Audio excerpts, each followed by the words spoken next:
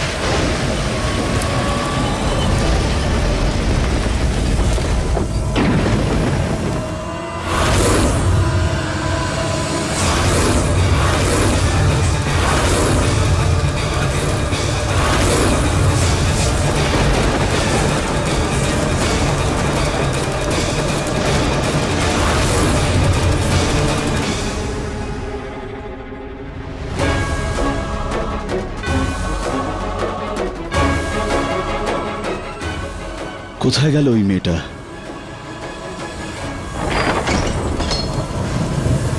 এ কি হচ্ছে দিদি? সেটাই যেটার আমার ভয় ছিল। আমরা বিশাখাকে তো এখানে ডেকে নিয়েছি, কিন্তু আহুতি হয়নি, তাই দরজা বন্ধ হয়ে গেছে। যেভাবে রাজগুরু শেষ দরজায় আহুতি দেন, সেভাবেই বিশাখাকে শেষ দরজায় রক্তের আহুতি দিতে হতো। তাহলে এর মানে আমরা কখনো বেরোতে পারবো না? বৃন্দা যতদিন আছে ততদিন তোমরা নিরাশ হবে না। বিশাখা, আহুতি দাও বিশাখা। যে দণ্ড তোমার হাতে আছে সেটা দিয়ে তোমার হাত কেটে শেষ দরজায় রক্তের আহুতি দাও।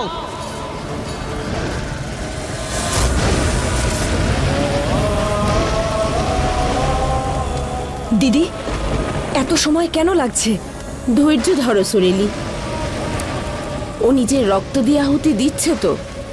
যদি ওর রক্ত আমাদের মতো নীল হয়, তো আমরা এই বিষয়ে প্রমাণ পেয়ে যাব যে ও আমাদের মতো বিষকন্যা কি মানুষ।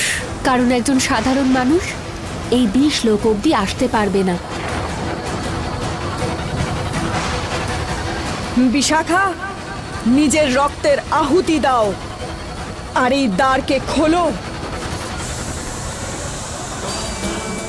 বিশাখা, আহুতি দাও। আমাদের কাছে বেশি সময় নেই, তাড়াতাড়ি করো।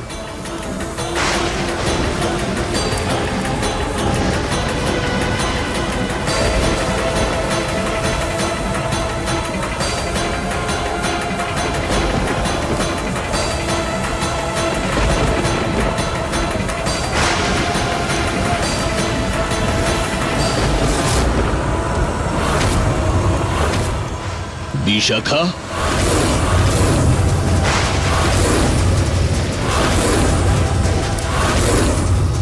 বিশাখা তুমি এখানে কি করছো?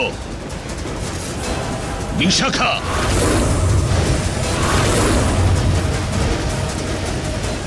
আরো একবার, আরো একবার রাজগুরু, তুই আমাদের আর আমাদের মুক্তিকে প্রতিরোধ করেছিস, কিন্তু এইবার আমি বৃন্দা, আমি প্রতিজ্ঞা করে বলছি, এইবার তোকে ভুগতে আর এই কথা আমি তোকে দিলাম। তুমি যত পারো চেষ্টা করে যাও বৃন্দা। তুমি যতবার এই রাজমহলের দিকে বিষাক্ত ছবল নিয়ে এগিয়ে আসতে চাইবে, এই রাজগুরু তোমার সামনে দেওয়ালের মতো দাঁড়িয়ে থাকবে। রাজগুরু, সরে যা আমাদের রাস্তা থেকে, নয়তো এই ক্রোধের আগুন তোকে জ্বালিয়ে শেষ করে দেবে। শুনতে পাচ্ছিস রাজগুরু? আমাদের সহ্যের বাঁধ ভাঙিস না তুই, নয়তো এই সম্পূর্ণ রাজবংশ আমাদের ক্রোধের আগুনে পুড়ে ছাই হয়ে যাবে। এমন ধ্বংসলীলা শুরু করব যে পুরো রাজমহল মাটিতে মিশে যাবে। তোমরা চেষ্টা করেই যেতে থাকো, আর আমি নিজের কর্ম করে যাব। তোমরা সবাই ছলনা করে যাও, আমি নিজের ধর্ম পালন করে যাব। এবার আমিও দেখব শেষ অবধি এই খেলায় কে জিততে পারে। চলো তুমি এখান থেকে।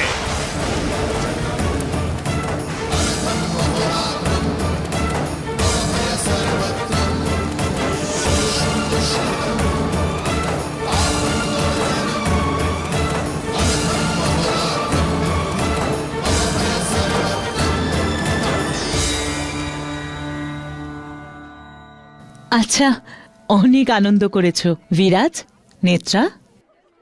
চলো, ভগবানের আশীর্বাদ নেবে।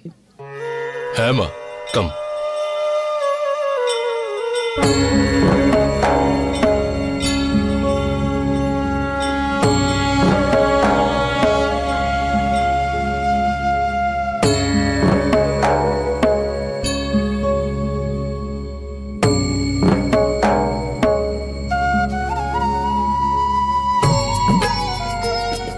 ঈশ্বর, তুমি সব সময় আমার বিরাজকে সুস্থ সবল রেখেছ। এরপরেও ঠিক এইভাবে ওকে খারাপ নজর থেকে বাঁচিও, আর এদের দুজনের ওপর তোমার আশীর্বাদের হাত সব সময় রেখো। জয় মা।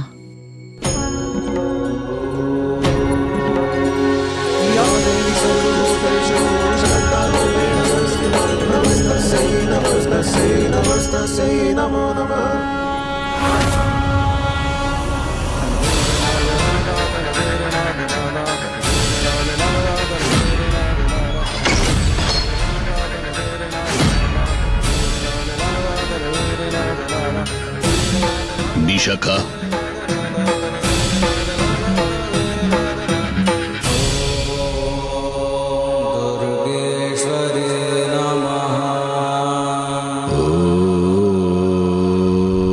ওম নমঃ শিবায়।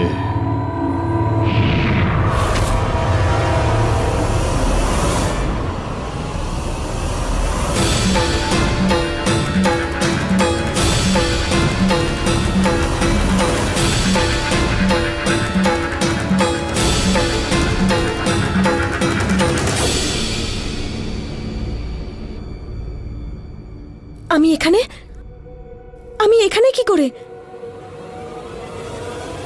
প্রণাম রাজগুরু।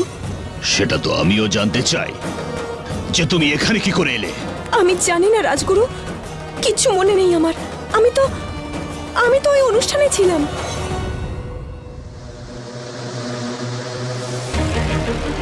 তুমি সত্যি কথা বলছো তো? হ্যাঁ।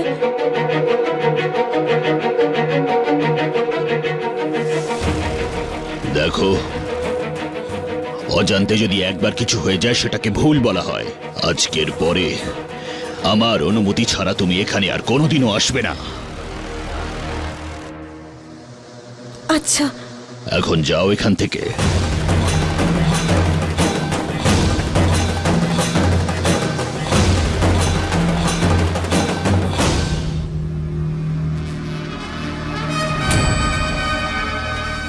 আমি ছাড়া এই দরজা আজ পর্যন্ত কেউ খুলতে পারেনি। সেখানে বিশাখা অনায়াসেই নির্ভয় ওখানে কি করে পৌঁছে গেল? কিভাবে সম্ভব এটা? এবার আমাকে কুলদীপকে না জানিয়ে বিশাখার অতীতকে একটু পড়ে দেখতে হবে। হয়তো ওর অতীতেই আমার প্রশ্নের উত্তর লুকিয়ে আছে।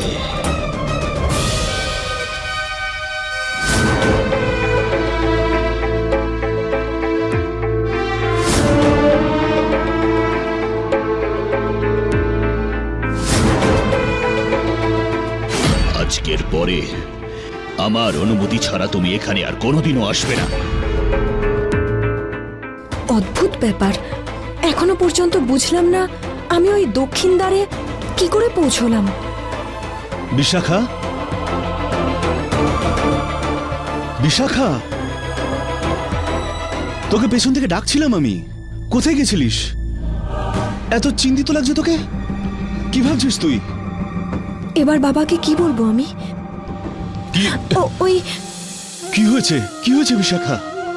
বাবা, ওই আমি ভাবছিলাম যে একদিন তুমিও আমাকে এভাবেই বিদায় জানাবে।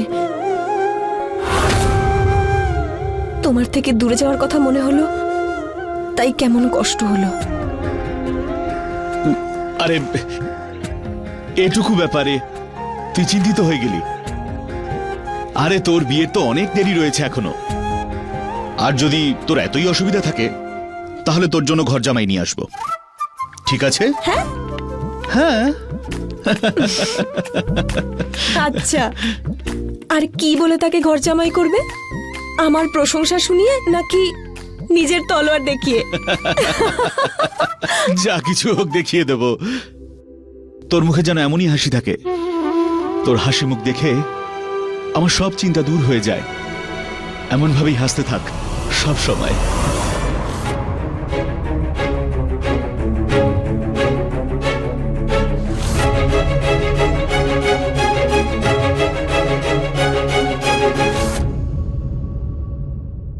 রাজগুরু, উৎসবের এই সময়ে বিষকন্যা কোনো সমস্যা করছে না তো? আজ্ঞে না রাজা হুকুম, সবকিছু ঠিকঠাকই রয়েছে। খুব ভালো, আমি আপনাকে বিশ্বাস করি। আমি জানি যে আপনি থাকতে মহলে কোনো বিপদ ঘটবে না। আসুন, ওদের দুজনকে আপনি আশীর্বাদ করবেন। চলুন।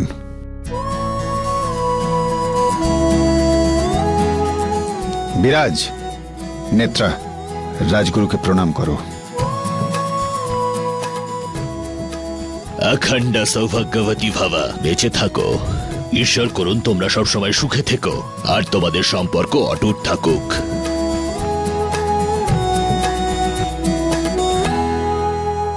রাজা বাবু,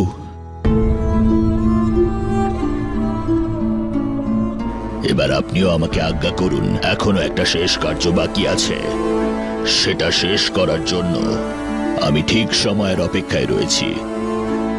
আর সেই কার্য সম্পূর্ণ করেই তবেই আপনার সাথে আমি দেখা করব।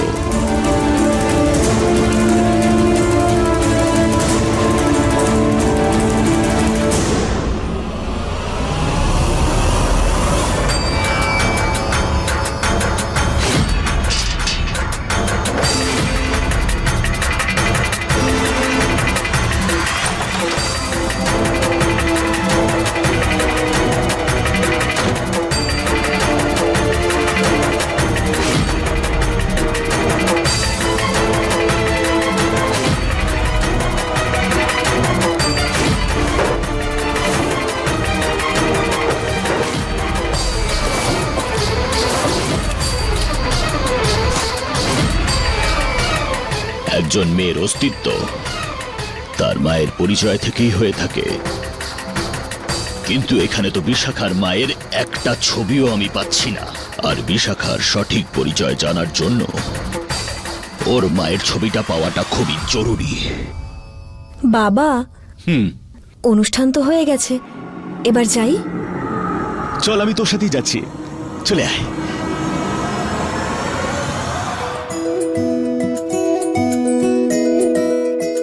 রাজা বাবু, বলো কুলদীপ। উৎসব ভালোভাবেই সম্পন্ন হয়েছে রাজা বাবু। এবার আমরা আসছি, আজ্ঞা করুন। আপনারা এখানে এসেছেন বলে খুব খুশি হয়েছি। হ্যাঁ রাজা বাবু, চল রে।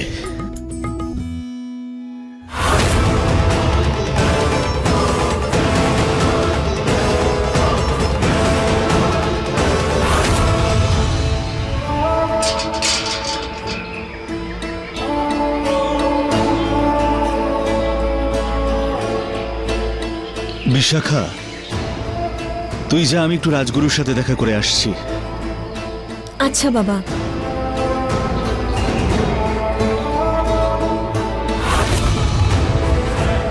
কি অদ্ভুত ব্যাপার, সব জায়গা খুঁজে দেখলাম, কিন্তু বিশাখার মা রচনার একটা ছবিও আমি খুঁজে পেলাম না। এবার আমি বিশাখার মায়ের কিভাবে খোঁজ করব?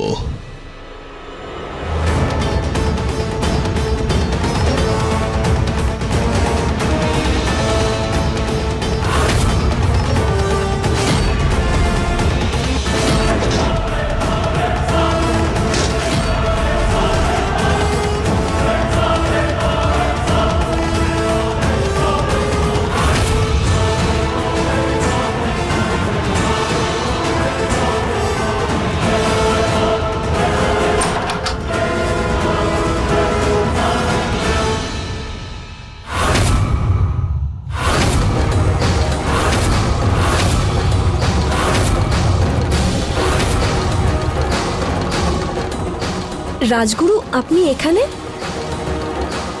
বাবার কাছে আমার নামে নালিশ করবেন, না হলে উনি খুব রাগ করবেন। রাজগুরু, আমি সত্যি বলছি, আমি জানি না ওখানে আমি কি করে গেলাম। তুমি চিন্তা করো না, আমি তোমার নালিশ করতে এখানে আসিনি। আমি তো কুলদীপের সাথে দেখা করতে এসেছি। ও আচ্ছা, আমি তো ভয় পেয়ে গিয়েছিলাম। বাবা ওই আপনার সঙ্গে দেখা করার জন্য কক্ষে গেছেন। ঠিক আছে, আমি গিয়ে ওর সাথে দেখা করে নিচ্ছি।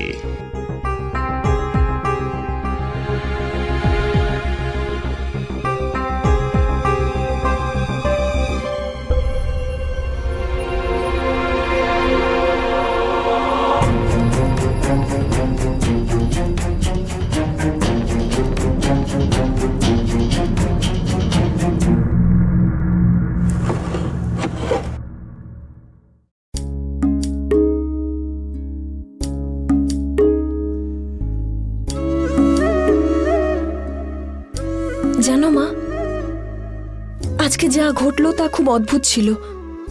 বাবা যদি এ বিষয়ে গুণাক্ষরেও কিছু জানতে পারে তাহলে উনি খুব রাগ করবেন। মা, আমি এ বিষয়ে চেষ্টা করেও না ভেবে থাকতে পারছি না। যদি তুমি এখানে থাকতে, এরকম সময় আমি খুব একা হয়ে যাই মা। তোমার কথা খুব মনে পড়ে। কিন্তু তোমার এই যে ছবিটা, তোমার সাথে কথা বলি তো মনটা একটু হালকা হয়ে যায়।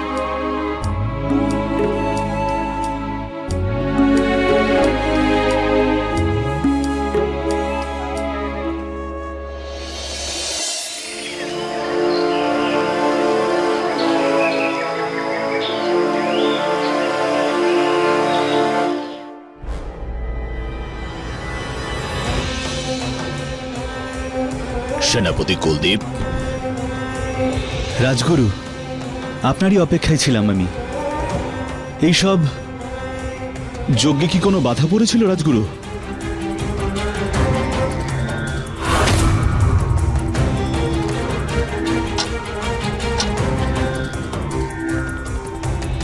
সেনাপতি কুলদীপ,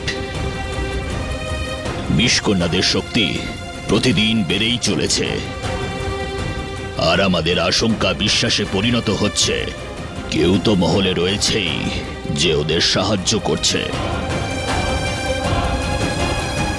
সে কে হতে পারে রাজগুরু? তোমাকে একটা প্রশ্ন করি। অবশ্যই। 20 বছর আগে তোমার আর বিষকন্যার এক কন্যা সন্তান জন্ম হয়েছিল। তাকে কি তুমি বাস্তবে মেরেই ফেলেছিলে?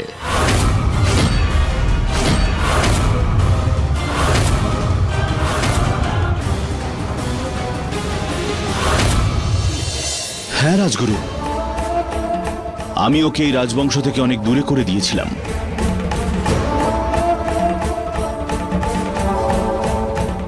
সেনাপতি কুলদীপ, যে লোক ওই বিষকন্যাদের সাহায্য করছে, আমি তার বিনাশ করেই ছাড়ব।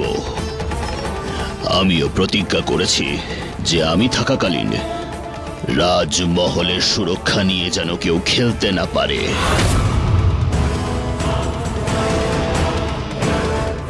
তুমিও এই প্রতিজ্ঞায় আমাকে সঙ্গ দেবে তো? একদম রাজগুরু। এবার আমি আসি।